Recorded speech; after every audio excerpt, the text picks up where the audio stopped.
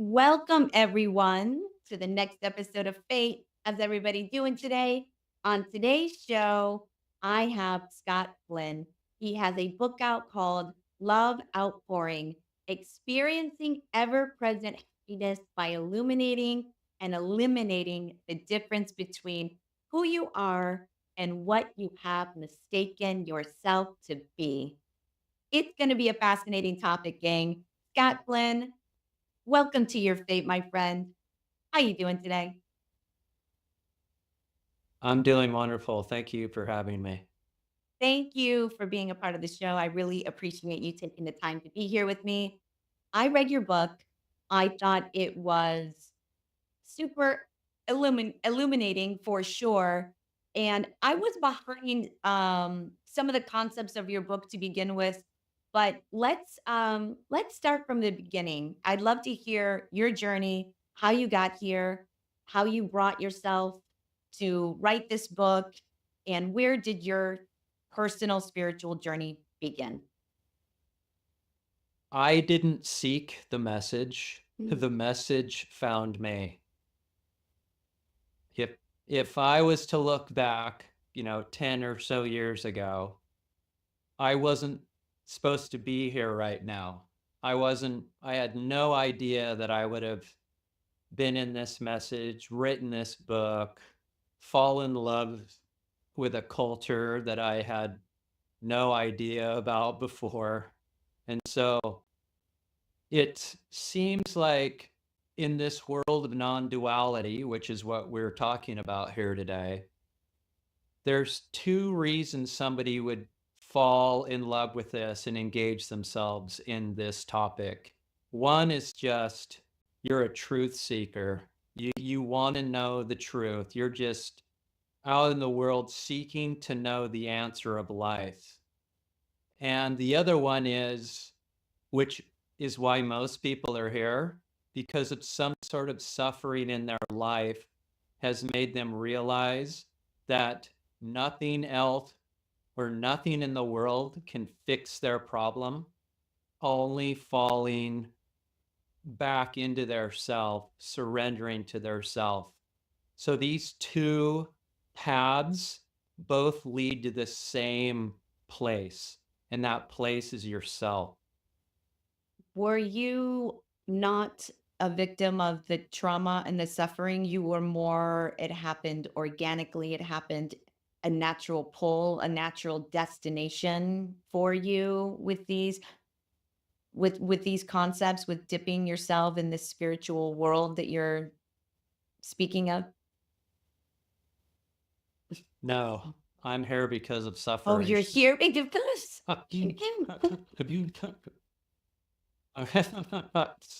I fall into the larger bucket.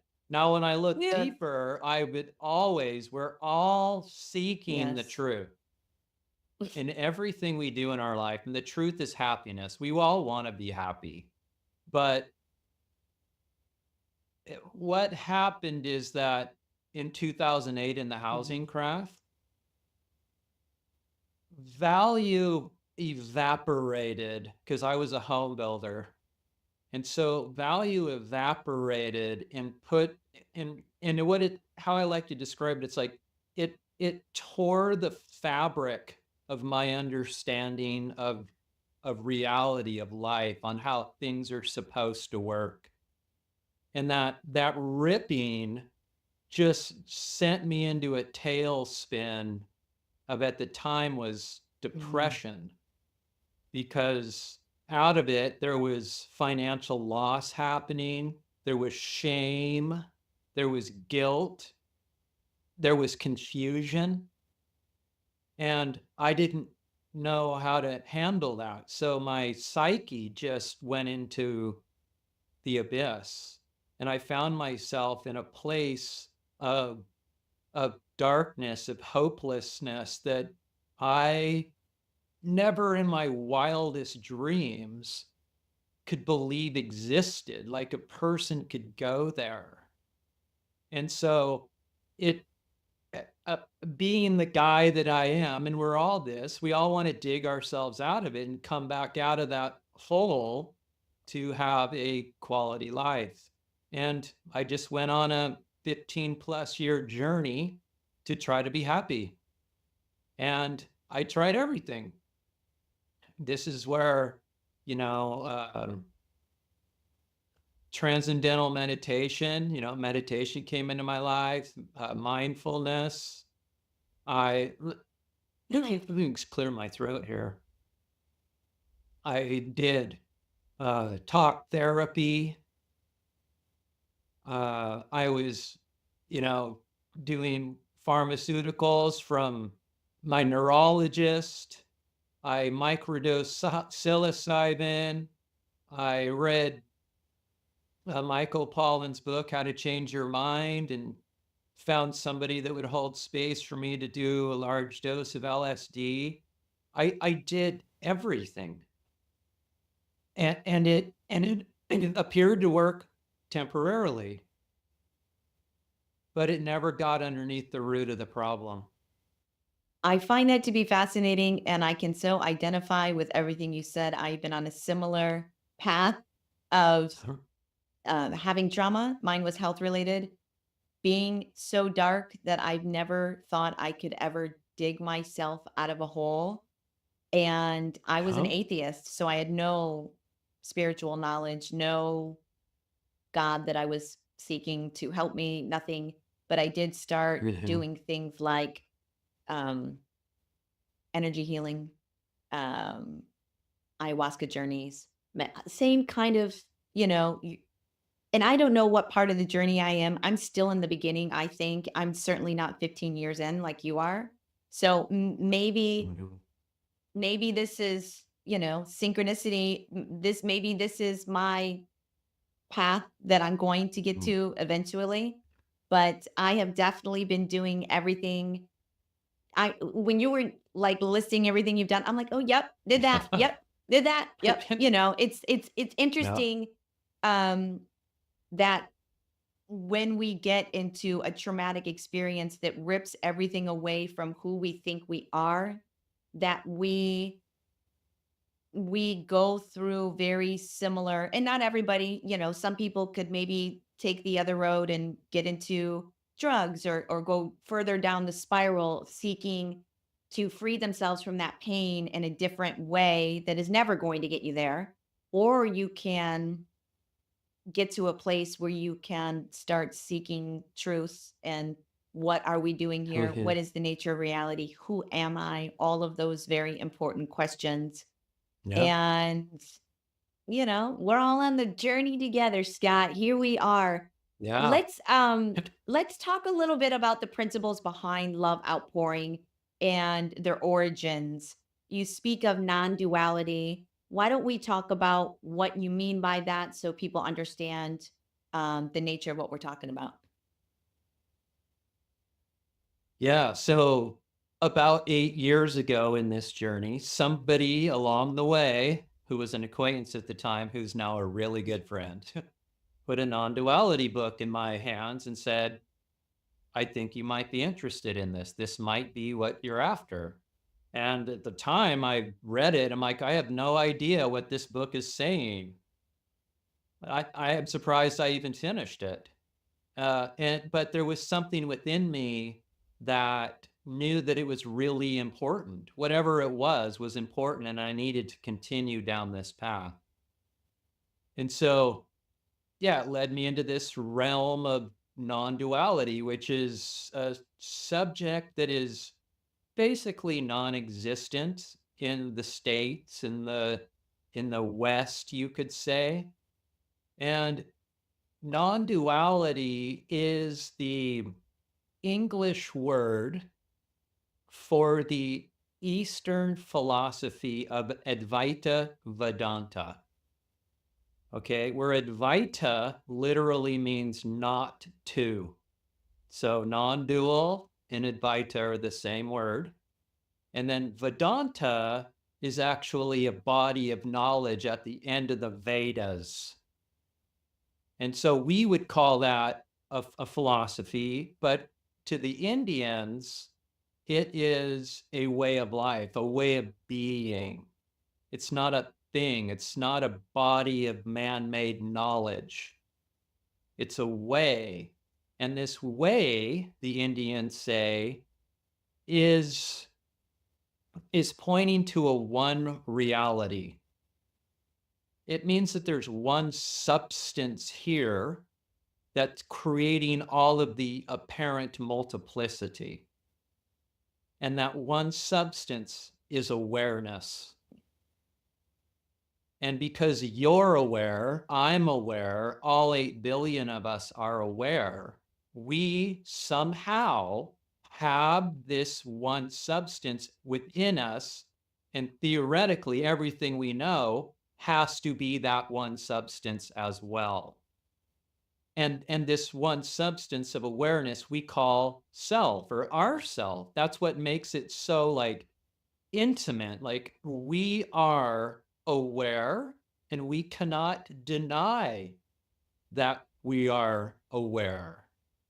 You know, this is where it starts to get really, really profound, because when you ask yourself, tell me a time when you haven't been aware, Right. you can't, because everything that you have to be aware that you know that. Right? So you can start to walk through everything like, well, I'm aware in the waking state, right? We're aware right now. I'm aware in the dream state because I'm aware I have dreams. I'm aware in the sleeping state.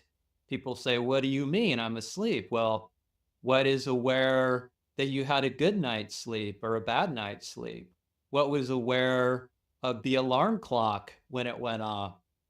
What was aware that there was a gap between sleeping or a dreaming and wakefulness, right? There's a blackout. There's something there. That is the awareness that knows you're asleep. We can continue to take this deeper with like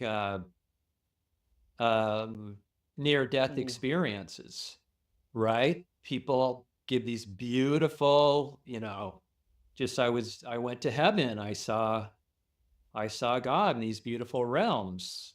Yes. What was aware of that? You know, psychedelic trips, you get blown into the cosmos, you get whipped around, you see God, you are the light, you are God. Well, what's aware of that? Right. Right? So this starts to get really profound, that it is the one substance that's here. You know, I'm glad that you said when you first got a non-duality book and you put it in your hand and you said, I had a hard time wrapping my head and understanding it, because it is so intriguing. And I read the book. It's hard to wrap your head around it.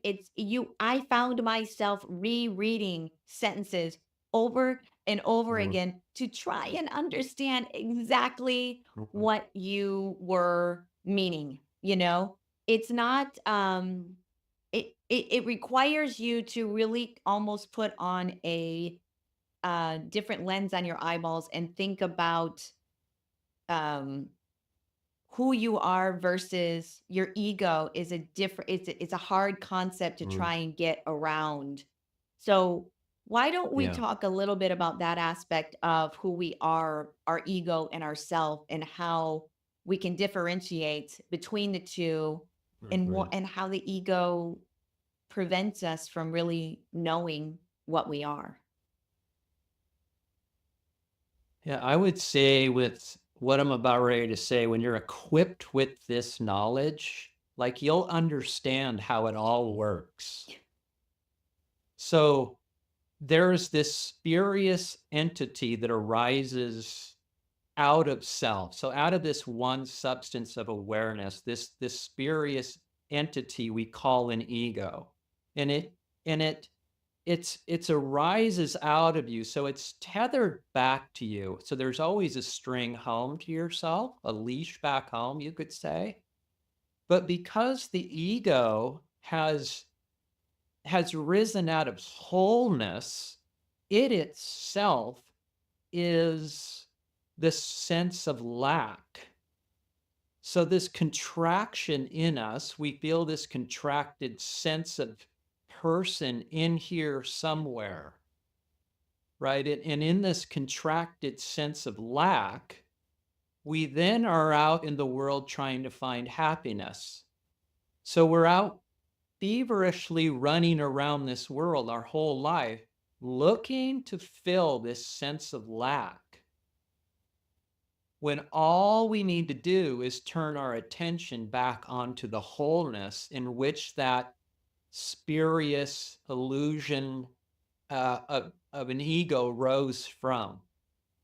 And that would solve all of our separation and suffering problems. There's no shortage of those in the world. Yes. I mean, it's almost an existential threat at this point. People are feeling, I can't remember a time that I've been alive where there hasn't been um, this amount of people feeling despair, people feeling depression, mental Mhm. unwellness, overall dissatisfaction with their lives, um, filling ourselves up with material wealth, filling ourselves up with shopping, drinking, antidepressants, Yep. drugs. There's just a wealth of dystopian feelings in our consciousness, I feel at this point Yeah. in our Yeah. existence. I don't know what the solve is, but I certainly believe that if people truly did understand what and who we are, that we could revolutionize, transform our society in the way it functions, the way we treat each other, the way we treat the environment, the way we treat other species. It could revamp and rethink everything. It could be our one Yes. and only hope at this point, truly. You talk a little bit about in the book matter first reality versus conscious first reality. Can you explain those two concepts and how they're different and what shifting from one to the other one would mean for your belief system? We, when I say we, 95% of the world believes, we've been taught that about 13.8 billion years ago, there was a massive event that happened called the Big Bang. And out of that Big Bang, matter arose. So out of nothing, all of the matter in the universe arose.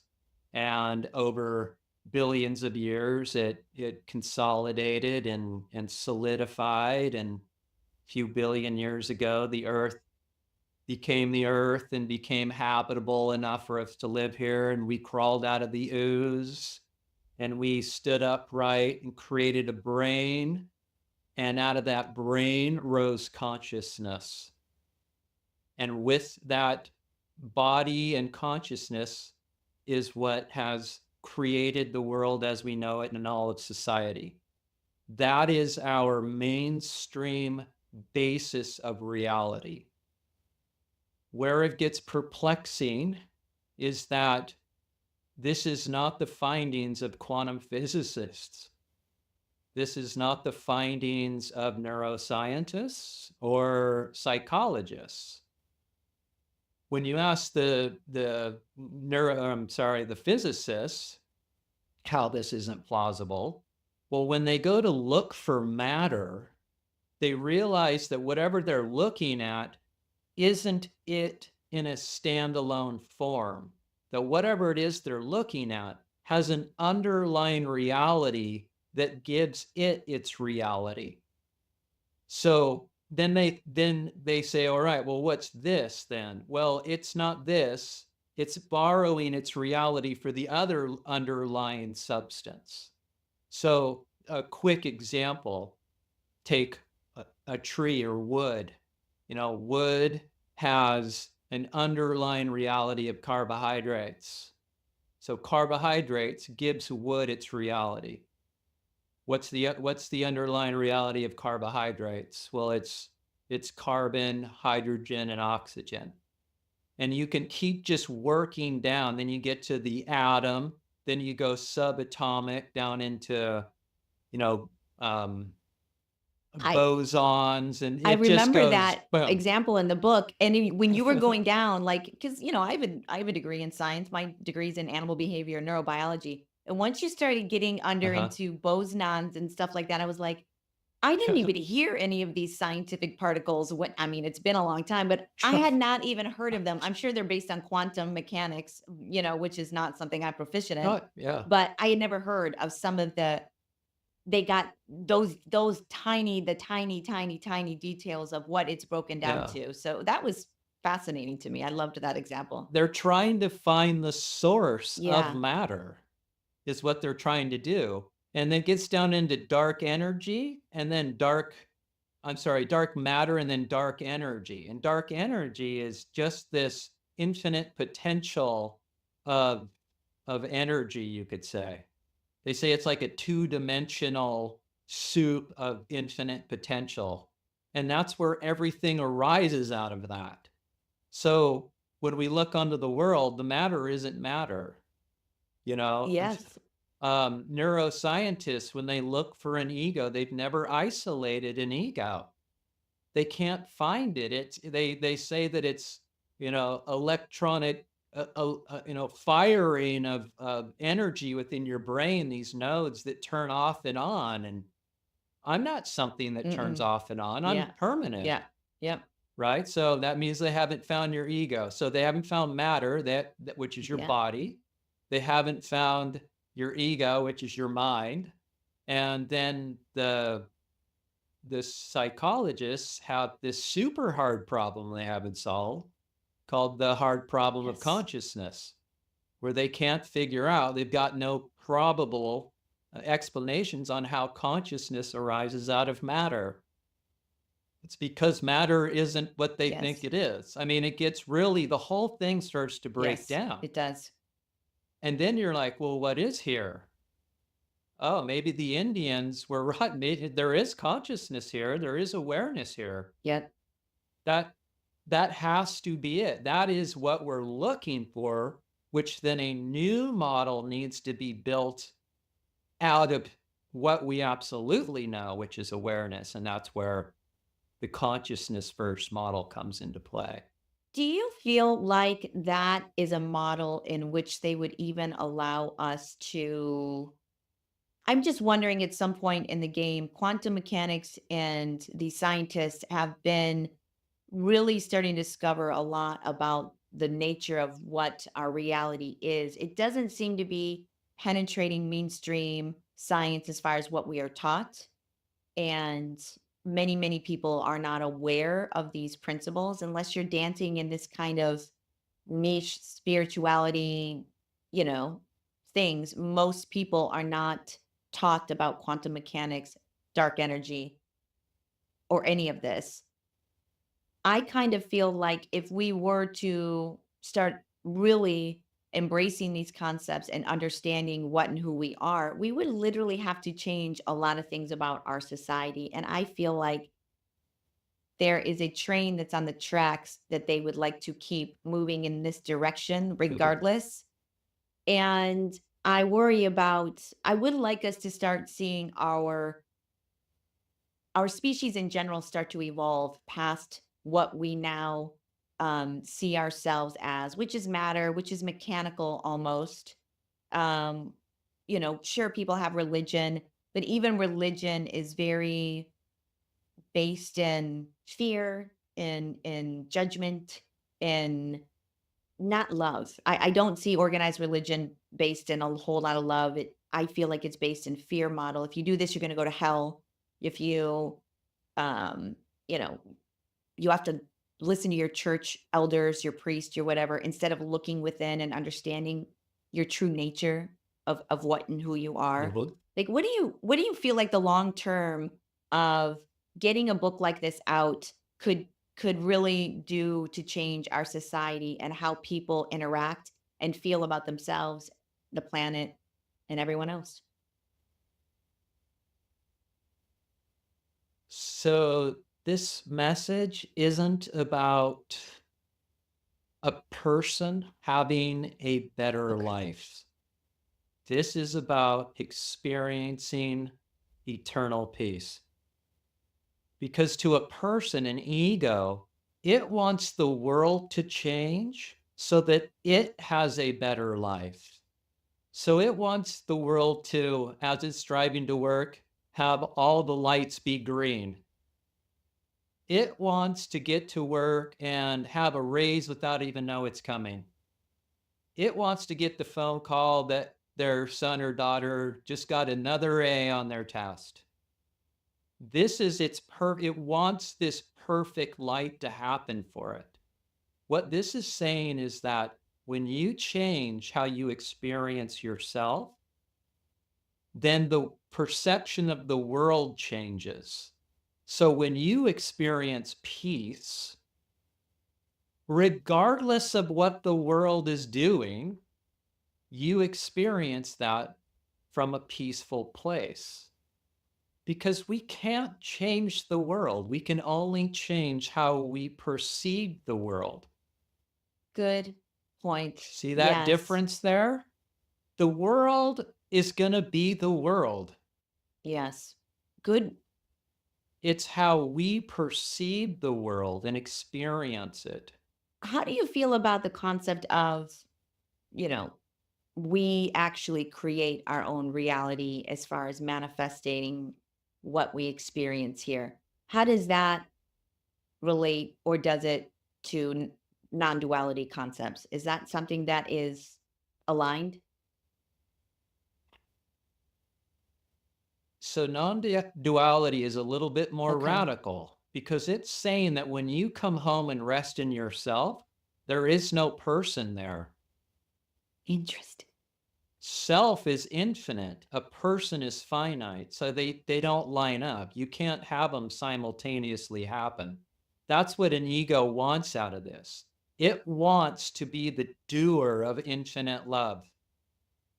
It wants to know infinite love, but it can't. It's like the moth before the flame. Right.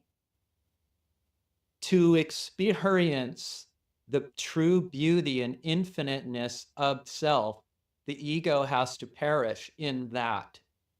And then all that remains is unconditional love and acceptance. So that is, to use your word, reality.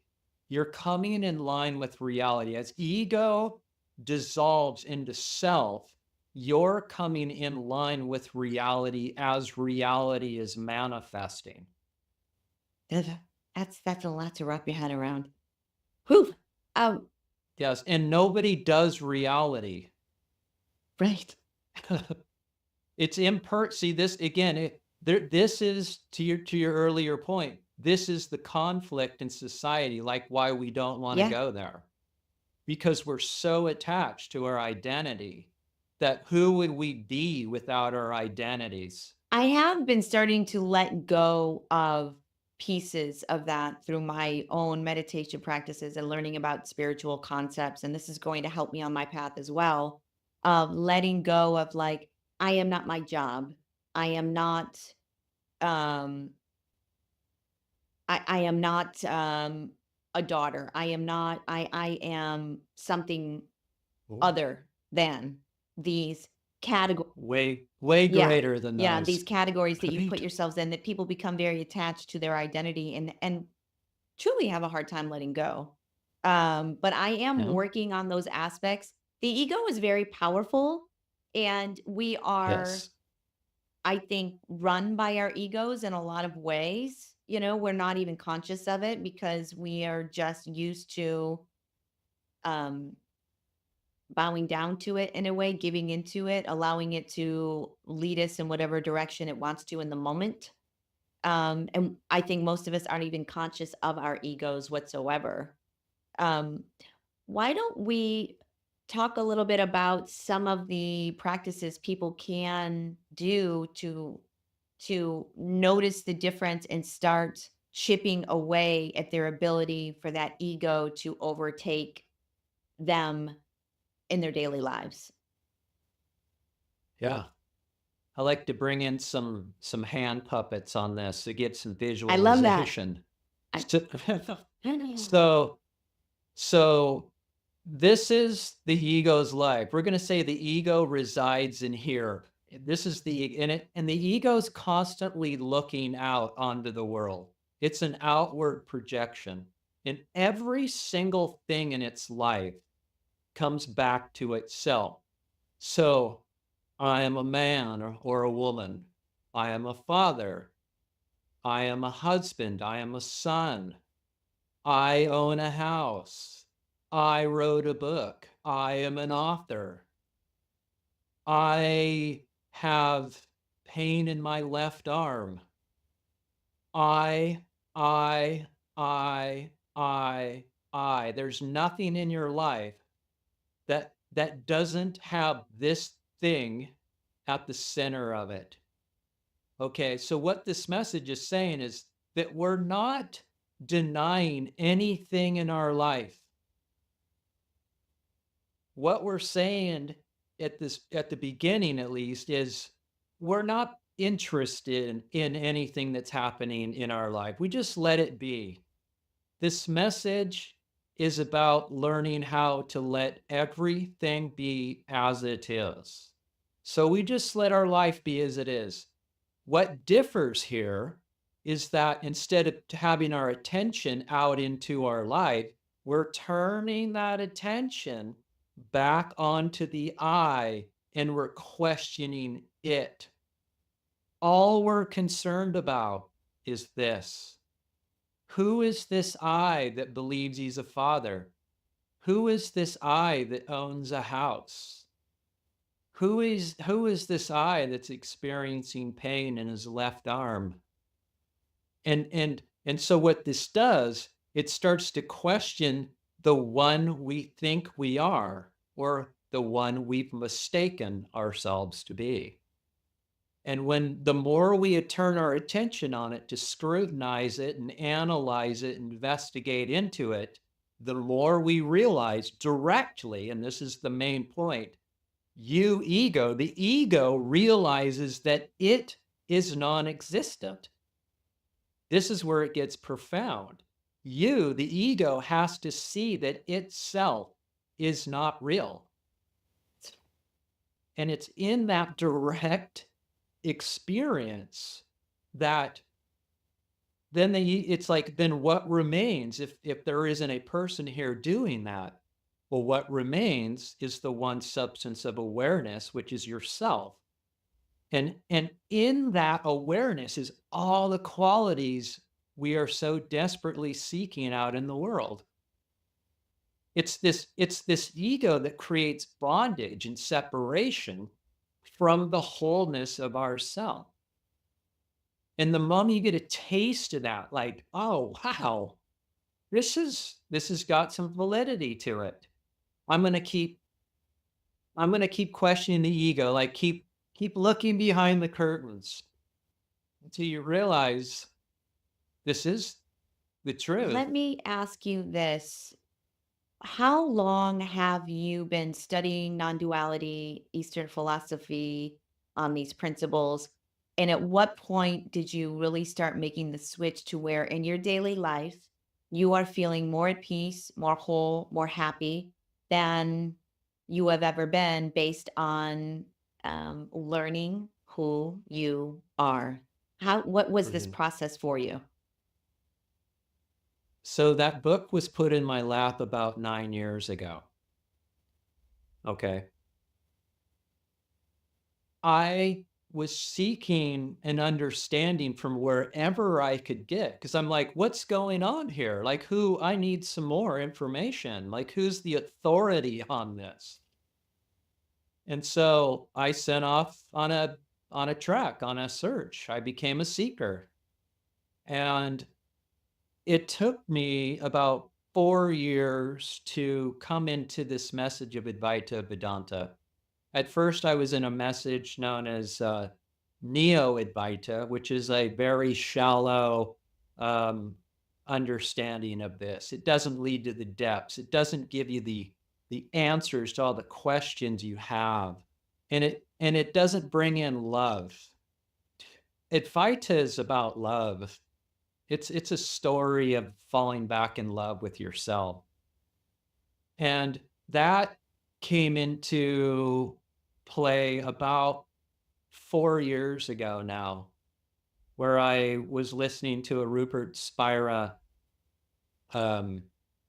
video, and it wasn't the first time I encountered him. I'd encountered him several times prior, but I wasn't mature enough to hear what he was saying.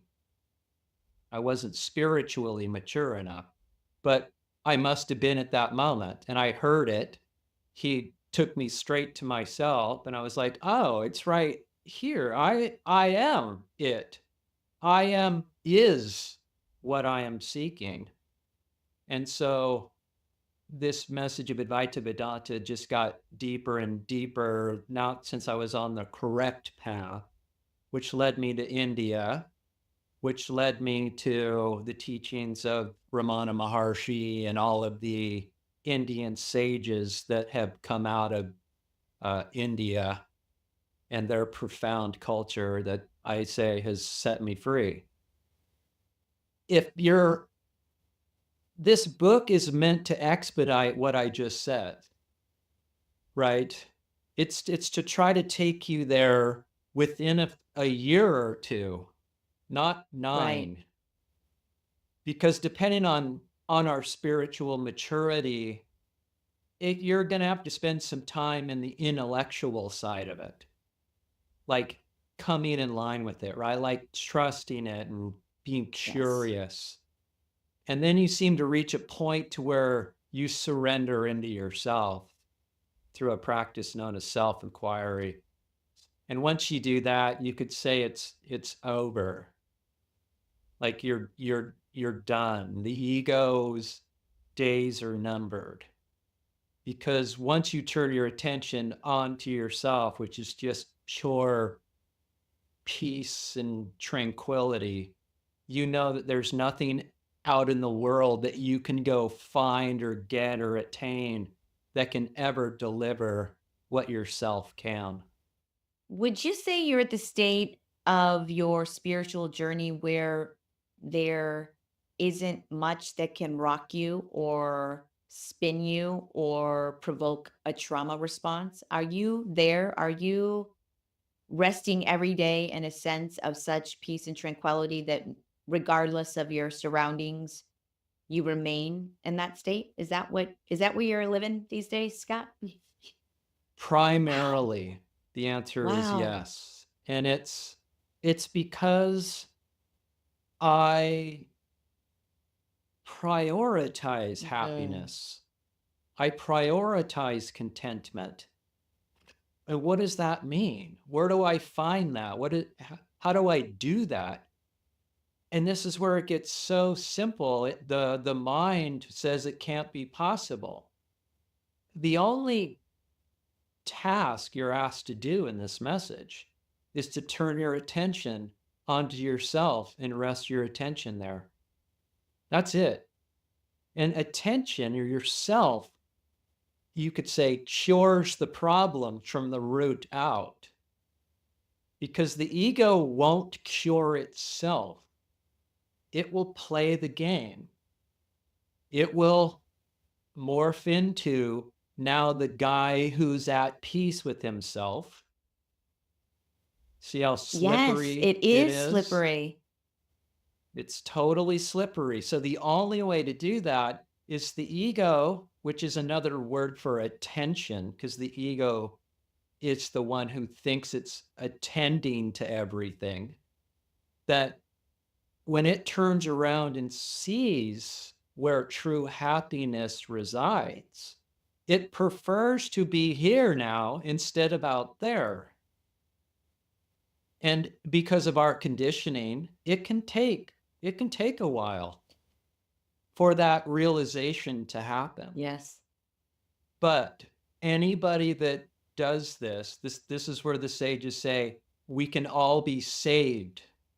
All 8 billion of us, because we know ourselves, can experience the love of totality, the love of awareness, the love of God, whatever words you want to put on that. Through my spiritual journey, I've heard many people say that God is not external, it is an internal, and that we are basically beings of light, and the source of which is what we would call energy, God, universal source of Mhm. all, and that we are all pieces of this consciousness in this form to learn more about who and what we are in a way. It is. What are your thoughts on that type of theory? This goes right into the consciousness Mm. first model of Well, let's reality. talk about that. That because there's only one substance, there's only one, there's nothing dual about this, is that I'm going to come up with another hand puppet pair. This is consciousness, this is awareness, there's only one. And it's either in one or two states. It's either in the state of itself or an activity of itself. Okay, but again, you got to be real careful with words, because there isn't two. There isn't consciousness that has pulled itself away and is active that can look back onto itself. No, this never detaches. So it's either in a formless state, I'm going to use the word state, it's formless, the unmanifest, or it's collapsed into its own activity of itself, which we could say that this is the form of the formless, but never becoming separate from itself. It never does this. It's only this. That is the consciousness first model of non-duality. And at the end of the day, from what I understand, everything is conscious. Everything is conscious. From the plants, the animals, we're conscious. I've even heard people say that inanimate objects are conscious to a certain extent. Cars, material things that we would not think had any type of consciousness at all. I've heard other people say there is a level of consciousness even within that. What do you think about that? So here's where we're getting to the total bottom of this. There are no things, because the one substance of reality is unborn. It's unborn, therefore it never lived and it will never die. There's nothing that can stand outside of it. There's no thing, because to have a thing, it has to be relative to another thing, and now you've got duality. So it can't pull itself apart from itself, because all it finds is more of itself. It can't stand outside of itself and look back to itself, because there is no outside of itself. So at the core of this message, nothing exists. Wow. That's where it Re- gets really Really deep. hard to wrap your head around that. Really hard.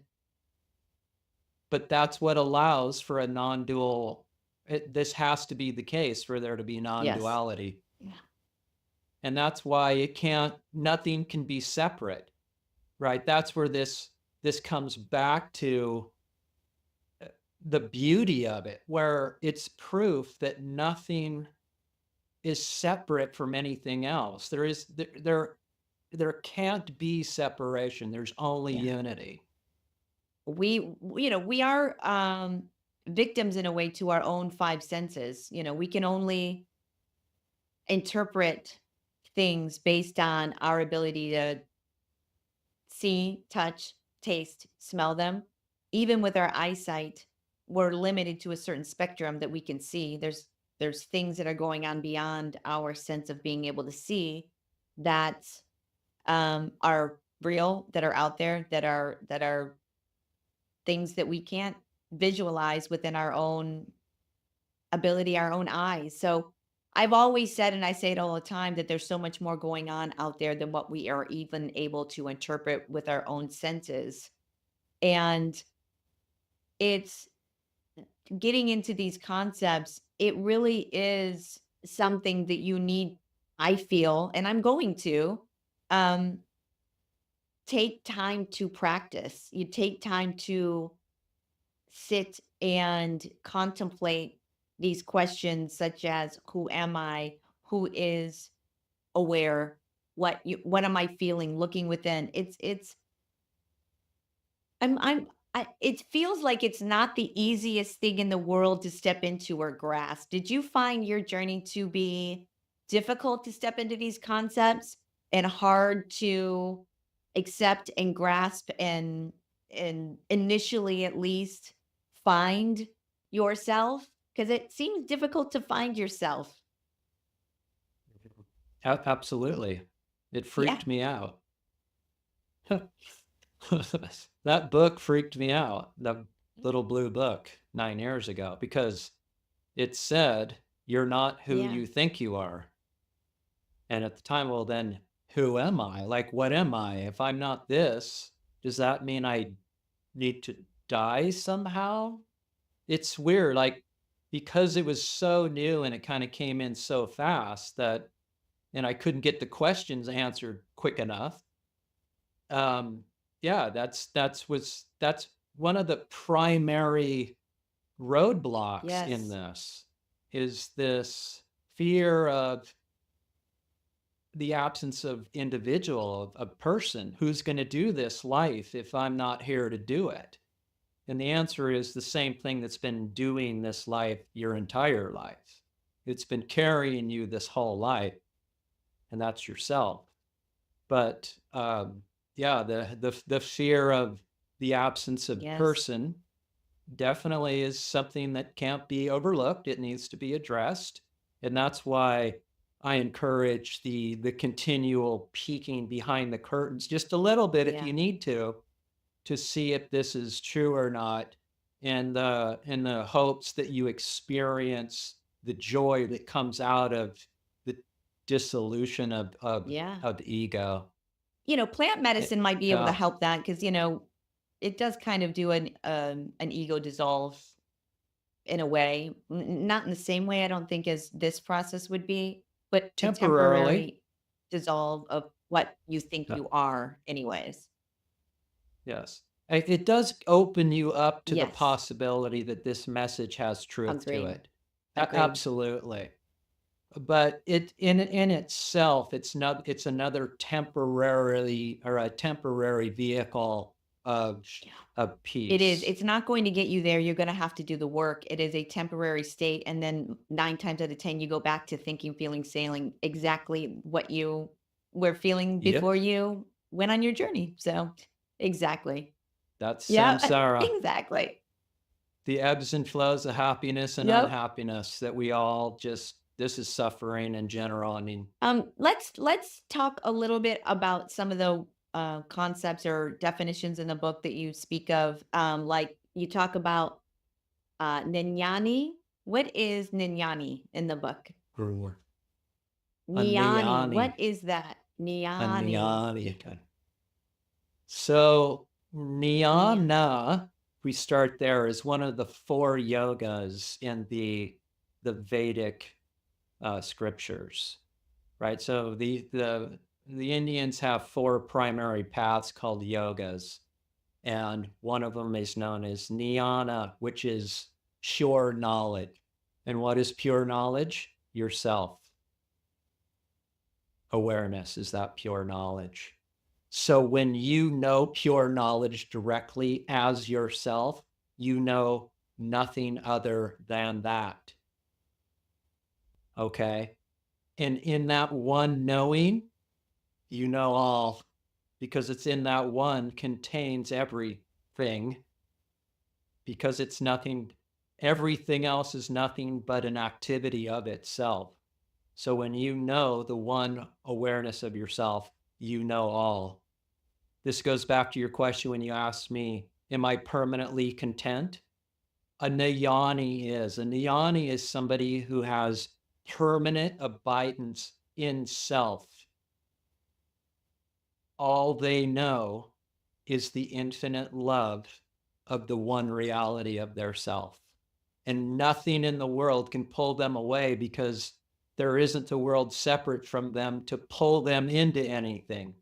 There's only the one love of themselves. That is next level. I want it to be profound. I mean, I'm honestly, I love profound things. That's one of my discoveries in this. I'm like, I love really profound things. And the most profound piece of knowledge that I've ever encountered is that I am, is that truth of profoundness.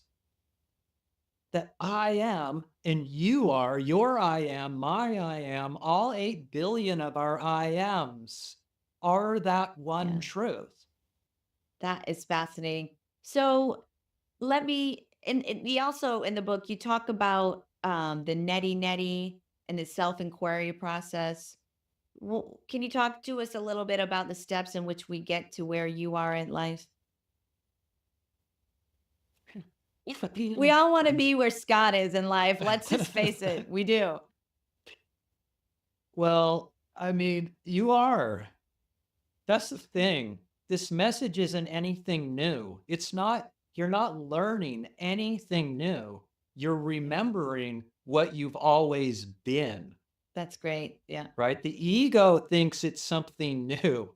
It's out wanting to get a new philosophy, a new religion, a new take on life.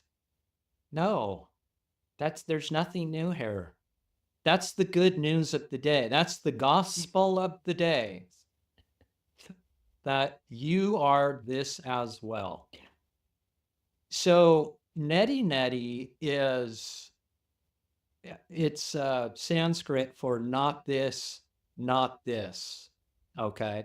What it is, it's an elimination practice of everything that you are not. Because the mind cannot know the self. So the finite mind can never know the infinite self directly. But what the finite mind can know is what the self is not.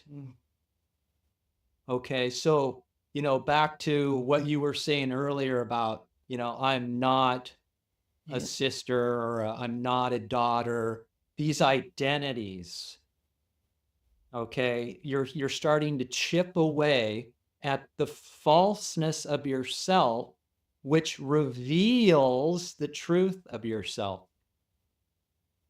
So it's a practice or an understanding before you literally turn within to see who you actually are. And so this neti process, let me give you an example. Okay. Okay. Is a thought aware of itself, or are you aware of a thought? Can a thought sit on a table and be aware of itself, or is it you that's aware of that thought? I would be aware of that thought. Yeah. What this is showing you that is, you are not your thoughts. You are that which is aware of your thoughts. Yes. Okay. You're starting to separate yourself from the belief that I am these thoughts in this mind. Yeah. You can now do that with images. Is an image aware of itself? No.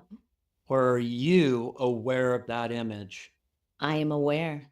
You're the awareness. Okay. Memories, ideas, anything mind driven is not aware of itself. It's you who are aware of them. So these now become objects within your awareness. They're not you. You're not an object. You are the awareness that's aware of the objects.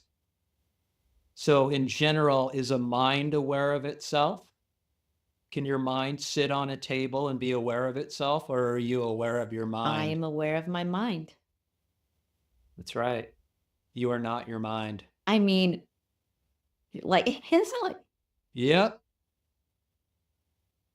and Okay, now let's keep going all with this right. a little bit. Let's do this with emotions, Mhm. feelings, sensations are all objects that are not aware of themselves. You are aware of them, which leads to the body. A body is not aware of itself. It's inert. It's you who are aware of your body. When So you're not your mind or your you are body. that which you are is aware of your mind and your body. Yes. And you got Yes. I think I'm starting to wrap my head a little bit around this information. It is profound. It is deep. It's hard to discern between your ego and your inner true awareness, consciousness, energy.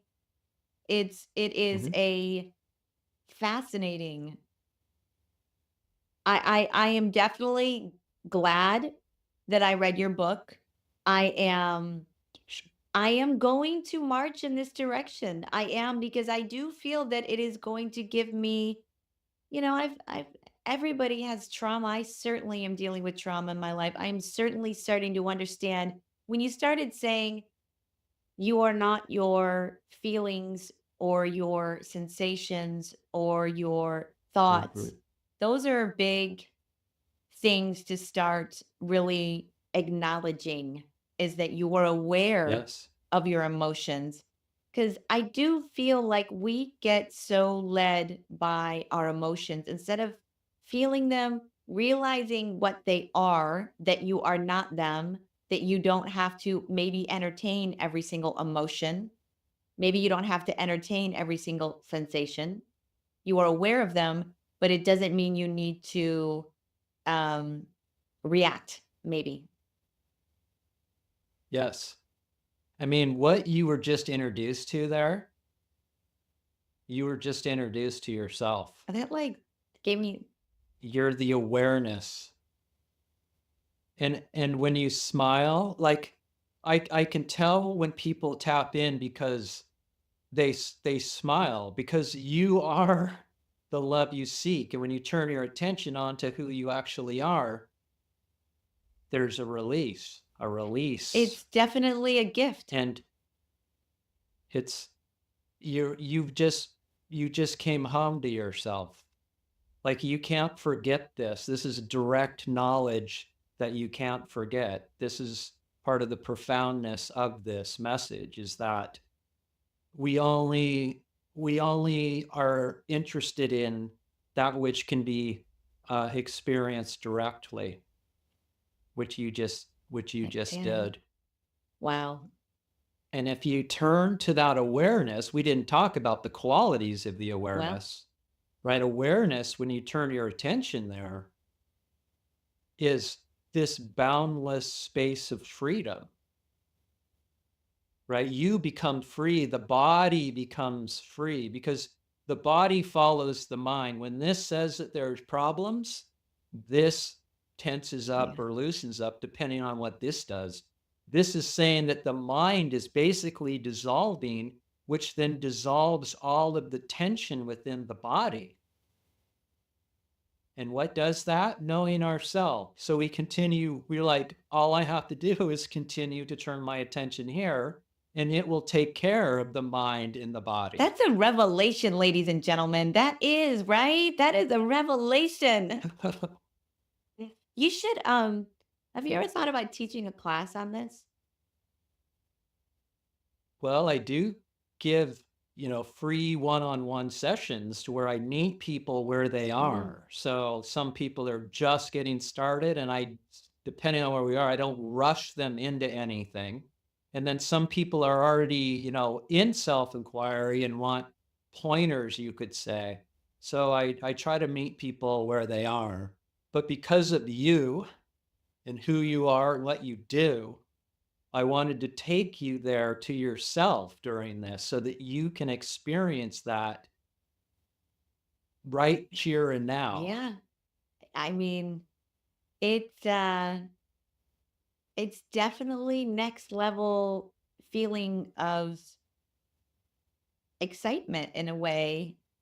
Mhm. Um, awe. Ah, You mentioned the awes in the book. Let's talk a little bit about that. I know we're coming up in an hour, but mhm. we'll let's dabble a little bit more down this road. Yeah. Um, you talk about a sense of awe that can help us bring us to that space to where we get a sense of our true nature. Mhm. Why don't we talk a little bit about that? What can you tell us about that sense of awe? Yeah, it seems like some of the earlier knowledge about this is utilizing our kind of day-to-day understanding to break our mind open, right? So awe is actually an emotion that rarely gets talked about. Um, Awe is when you encounter something that your mind is it's too limited to take in that knowledge. And so there's like a gap between what it knows and the new information, you could say. And it takes time for your mind to catch up before it starts to comprehend and get, oh, I get that. And in that space, you could say, is this awe. Like looking into the Grand Canyon or deep space, or being on an amusement ride where the bottom drops out and you're falling, Yeah, yeah. right? It's a state of profoundness. And it's just, you could say it's a consciousness expander. And I mean, it's depending on what you're looking at and what you're doing, but sometimes awe is a sense that is so fleeting. It's like sometimes it's there and gone Mhm, before you can really um mhm. uh before you can really kind of feel it, almost like you can really kind of acknowledge it. It's like it's there and you feel this sense that, because awe is not something we as humans feel very often. It has to be a special Right. moment, a something that is outside of our so outside of our normal experience that it hits us and it's gone before we can even taste it, it almost feels like. And the greatest experience of awe is when you turn your attention in and know Yeah. yourself. That yourself is awe. Awe is experienced when you touch and know yourself and come home to yourself. That's why, a lot of the great masters, or even, Einstein was saying things like, it's a childlike wonder, right? It's in that childlike wonder where this awe, this flowing imagination comes through Yeah. you.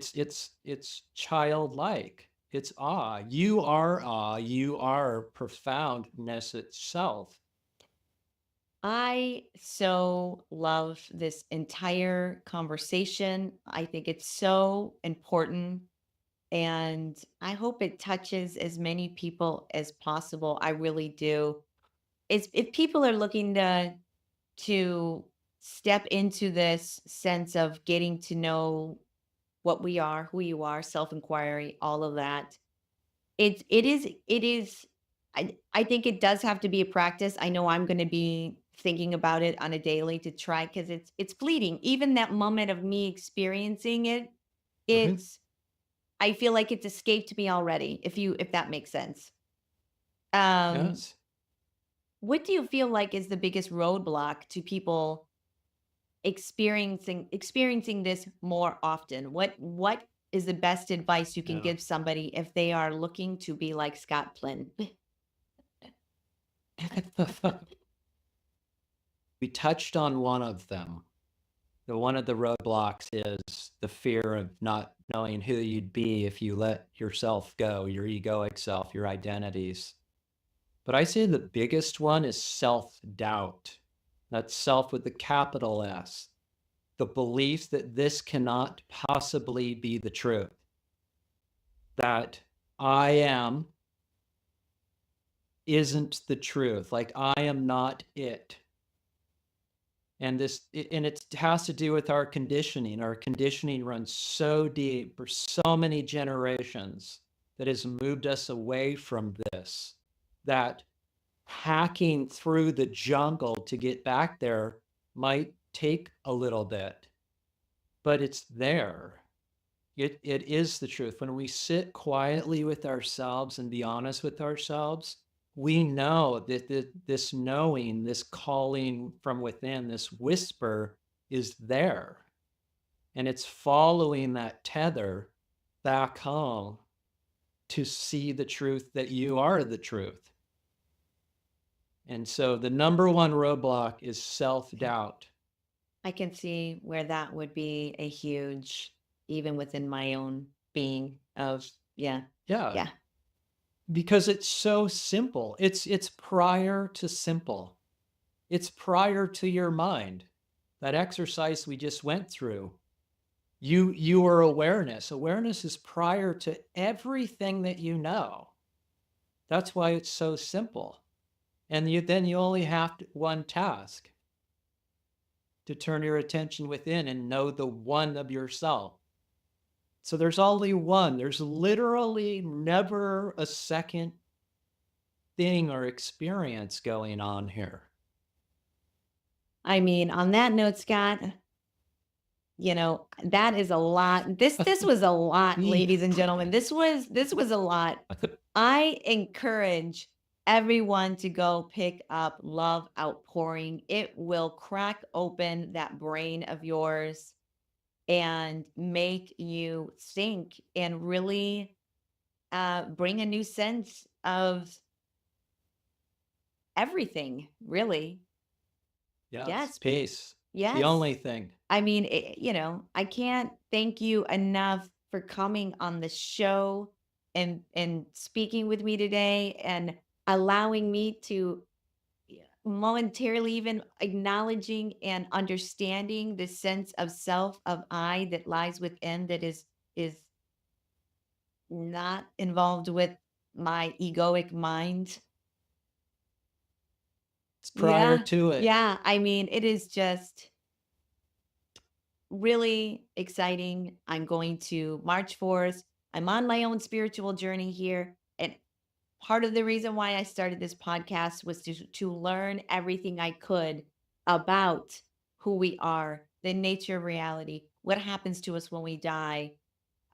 How can I be more at peace and have a sense of myself more while I am in this form, in this 3D plane that we live in. And this is one of these episodes that was really another bridge to a new journey, really.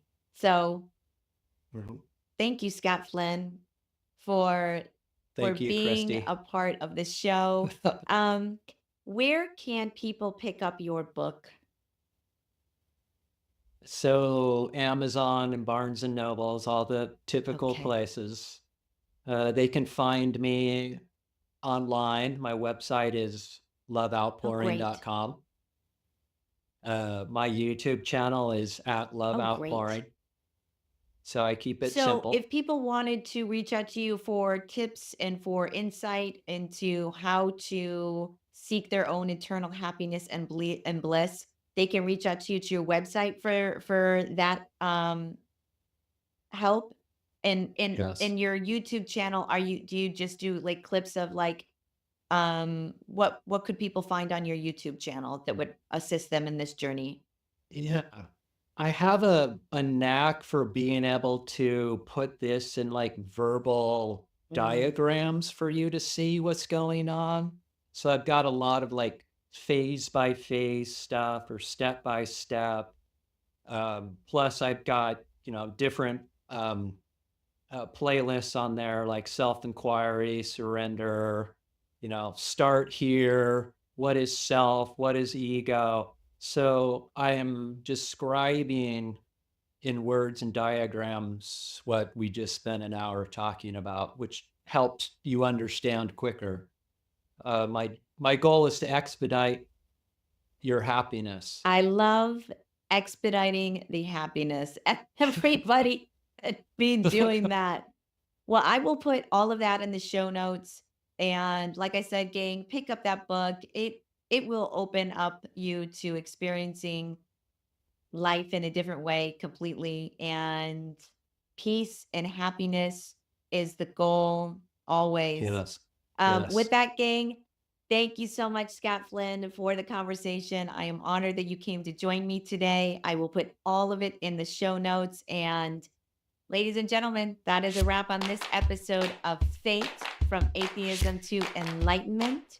And we'll see you next week on the show. Thanks, everybody. Bye, Scott. Bye. And that is a wrap on this episode of From Atheism to Enlightenment. I hope you enjoyed this one. It was one for the books. I mean, pretty hard concepts to wrap your head around for sure. And this is, I don't know, I felt like these are concepts and teachings that you have to put some work and effort in. It is not going to come to you easily. But hey, true peace and happiness, who said it was going to be easy, folks? I mean, we're all searching for more happiness, more peace, more calm, a better sense of well being. And if this is the path to it, then journey on, my friends. Like, let's go. I am going to put these practices into my own life. I'm going to do it in baby steps because it is it is a lot to take on as far as the change within that's going to have to occur, and you kind of have to change the entire way in which you see yourself that you've been swimming in for however long you've been here. So it's I don't think it's entirely easy to get into this space of eternal bliss and happiness and separating the ego from the self and understanding that we are not the doer, that we are not our ego, that we are a energy, a consciousness, an awareness that lies within, and that you need to turn yourself inward and rest in that knowingness that you are a one consciousness reality, that we are all one. I mean, pretty deep stuff. I didn't get to ask him about his own religious background, if he had any, but I would have been curious to see what Scott would have had to have said about organized religion, uh, our concept of what mainstream thinks of what God is. We didn't really go there, but maybe he'll come back on the show. You never know. He was an interesting person to talk to. I will definitely look him up on YouTube and seek out his videos. And even after the show, when we're waiting for the download, he was like, "Call me, reach out to me. I'll give you some tips." And pick up his book, Love Outpouring, Experiencing Ever Present Happiness, and Illuminating and Eliminating the Difference Between Who You Are and What You Mistake Yourself to Be. That's a big, long title, but there is a lot packed in that book. I, like I said in the show, had to reread a lot of the concepts to get a clear understanding of what he was trying to convey, because it is a lot of yourself as is yourself, and almost it's not an easy read. It's something you actually have to think about as you are reading, or you're going to miss out on the lesson it's trying to teach you. So if this resonates with you, if this episode is something that you're saying, hmm, this sounds like something that um could bring me joy or peace or bliss, which it will. I will definitely keep you posted on my journey into non-dualism. Um, a part of me fears that change of letting go of my ego 24/7 because you're comfortable. You love your ego. Everybody, to a certain extent, you definitely have a sense of self that is not your true self, the self that we're all clinging to for all the answers, for all the insights, for all the doing, for all the thinking, is not who our inner being truly is. And it is a scary prospect to let go and solely swim within that peace and bliss of just conscious awareness. And that's why I'm going to do it with baby steps. A little bit here.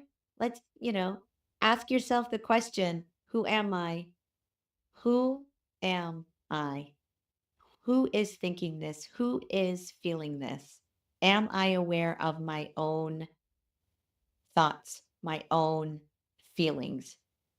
It's a profoundly um, inspirational situation that we're going to find ourselves in. I will keep you posted. On that note, guys, I'm going to leave Scott's information in the show notes and pick up his book if it resonates with you. It's something that is speaking to you. I really encourage you to dance in this direction. It can only bring you peace. And we all need a little peace and happiness in our lives these days, for sure. Um, if you're liking the show and you're liking what I'm talking about, do me a favor, like, subscribe, share, tell a friend. I need all the help I can get. I would love to take as many people as possible on this journey with me. I have been feeling inspired today by this conversation. I hope it has inspired someone out there in the world to get on their own path and to seek their own sense of well-being, peace, and happiness. And that's all you can do in the world, Um, with that, gang, thank you for listening, watching, supporting, and we will see you next week on From Atheism to Enlightenment. And welcome to your fate, gang. I'll see you next week. Bye.